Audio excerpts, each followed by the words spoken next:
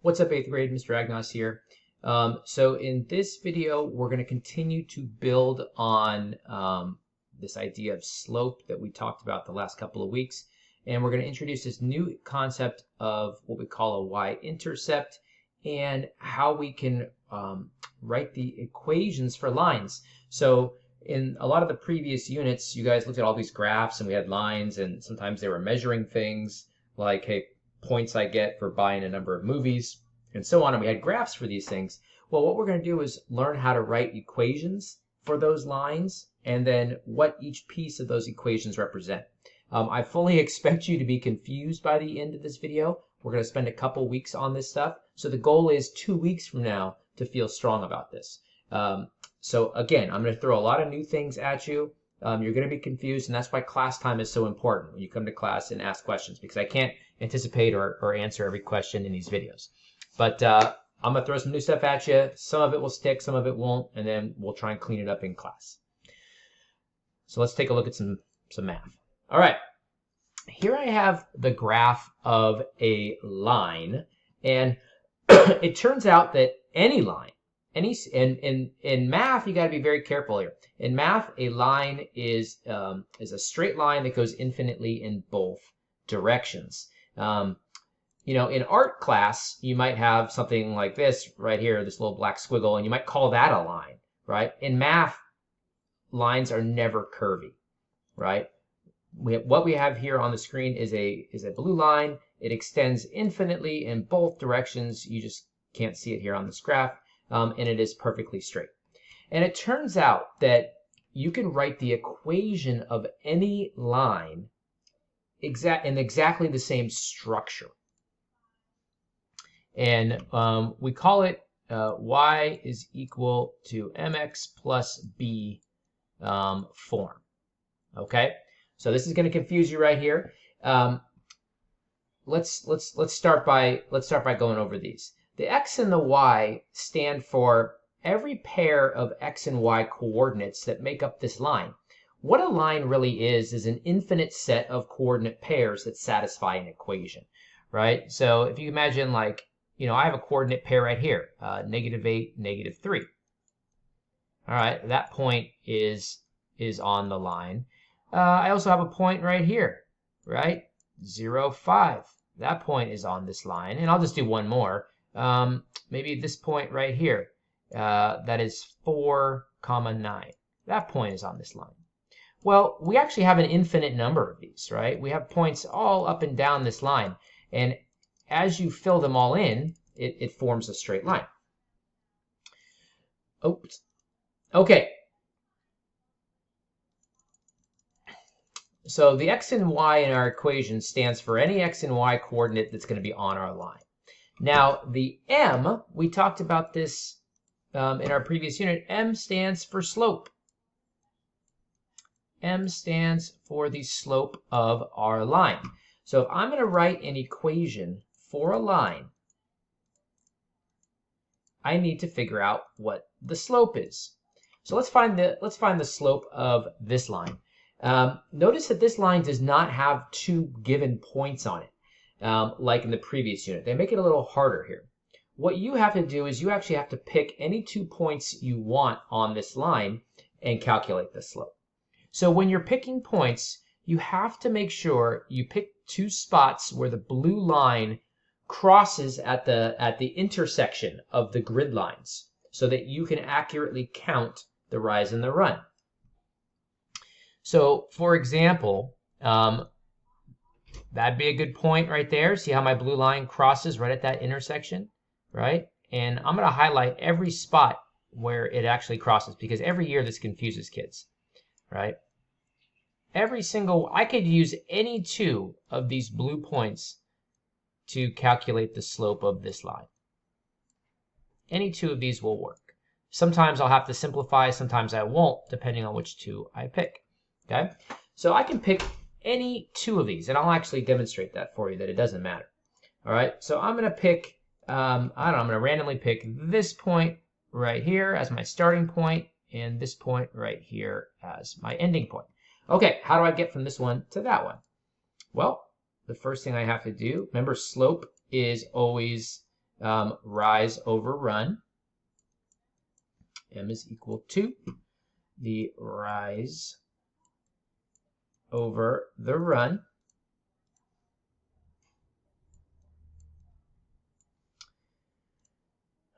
So if I use these 2 points, I have to go up how many units? 1, 2, 3, 4, 5, 6. I went up 6 units.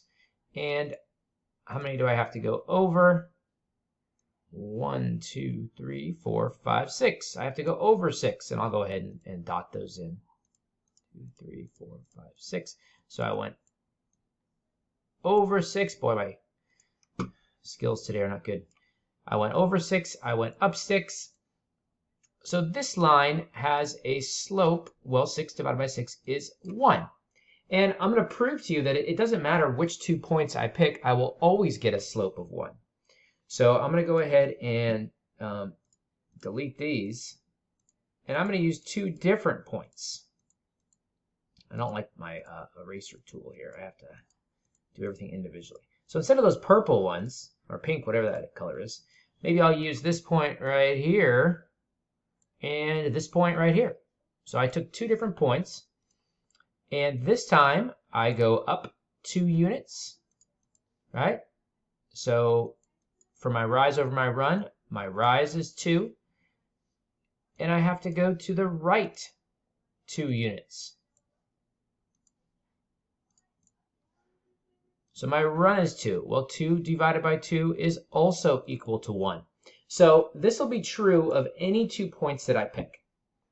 All right, why is this important? Well, once we know that the slope of our line is 1, we can plug it into our equation here, because what we're doing is we want to create an equation that describes this line. So over here on the right-hand side, I'm going to rewrite this. I'm going to say, okay, I'm going to say y is equal to, well, m we know is 1. I have my x, and then we have this new variable, b. What on earth is b? All right, b is a new idea. All right, I'm gonna go ahead and delete everything I got here. It's getting kind of messy, and I'm gonna rewrite my equation. So our equation so far is 1x plus this new mysterious variable b. All right, b is known as the y-intercept. And don't ask me why they use the letter b to represent something called the y-intercept. But b is equal to the y-intercept. And what the y-intercept is the point where the line intersects the y-axis. All right? So remember, my line is right here. And as I'm moving from left to right, I'm going along. Imagine I'm like a train on the train tracks. And then I reach this point right here where the line crosses the y-axis. Whatever that number is called our y-intercept. So here's my line, and the y-intercept would just be this point right here. Well, this is 1, 2, 3, 4, so this would be 5. Okay? So for the purposes of my equation, the y-intercept is 5. So we just take 5 and we plug it in for my b right here. All right, so my equation is now y is equal to 1x plus 5. And what this equation represents is mathematically how you create this line. One last little note here.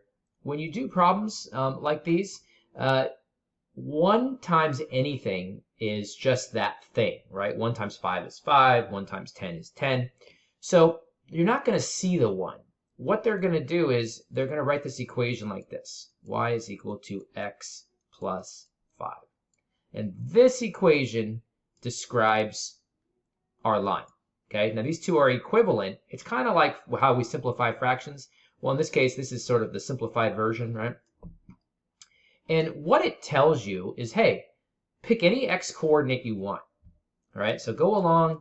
You can go along your x-axis here, and you can, you can just pick an x coordinate. I'll pick 3. And if I plug in 3 right here, it'll tell me what the corresponding y coordinate is on my line. So when x is equal to 3, I then have to add 5, and I get y is equal to 8, right? In other words, when x is 3, y is 8. So let's go ahead and see, is this point on my line? So I go over 3 units, and now I have to count up 8. 1, 2, 3, 4, 5, 6, 7, 8, and sure enough, there we are. There's the point 3, 8. So this equation will allow you to find any, right? This equation right here will allow you to find any point on this line. All right, I just threw a ton at you right there. This is really foundational stuff. We're going to spend a ton of time going over this. All right. So let's take a look at some problems. Let's take a look at some problems here. And then again, we're going to go over everything I did right there. We're going to go over it again in class a ton. So question number 1, so that graph I was just looking at, it says, what is the y-intercept of the graph shown? So remember, the y-axis is the vertical axis right here. Boy, I didn't do that right. This is my y-axis. So all you're doing is looking for the point where our blue line crosses this y-axis right there. That's the point where they intersect. So that is 5. That's it. So I go up here. What is the y-intercept of the graph shown below? The y-intercept is 5. Easy peasy. All right, let's try another problem. All right, it says graph the equation shown below, and what is the y-intercept of the graph of the equation? All right, so here they give us this equation, y is equal to x plus 4, and we have to use this new graphing tool to, x minus 4, and we have to use this new graphing tool to graph it. All right, so now we have to work in reverse. We have to work in reverse. Remember that any linear equation can be written as y is equal to mx plus b. So by looking at this equation, I can figure out what the slope is and what the y-intercept is. All right? Well, just by looking at this, I know what the slope is.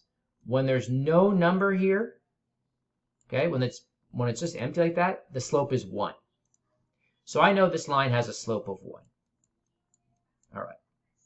What about my b? B is just the second part here. Now, because it's a minus sign, my b is going to be -4. And if I know these two things, I can graph any line. If I know the slope and the y-intercept, I can graph any line. So I'm going to click to enlarge the graph, and we're going to graph the line represented by this equation right here. My bad. Y equals x minus 4. All right, click to enlarge. Okay. So the first thing I'm going to do is graph the y-intercept. The y-intercept is -4. So I'm going to click on the line tool. It's this button right here. And I'm going to put a point. See how it gives me a little point and I can move it around? I'm going to put a point on -4. I know that my line crosses the y-axis at that point. And then notice that now I can draw a line in any direction I want, and they all cross at -4. Well, I need a line with a slope of 1. Now, what you have to remember here, and this is the tricky part, is that this is actually a rise and a run, right? It means a rise of 1 and a run of 1. This is the most simplified version. So what I have to do to graph this line is start here, go up 1 unit to the right 1 unit, and I click. And notice that now I went up 1 and I went to the right 1, and I got from my starting point to my ending point. I then click save. It graphs the line for me. Check answer. Got it. Okay, I fully expect you guys to be thoroughly confused. This was just a brief introduction. We're going to work a ton on this in class. All right, see you guys soon.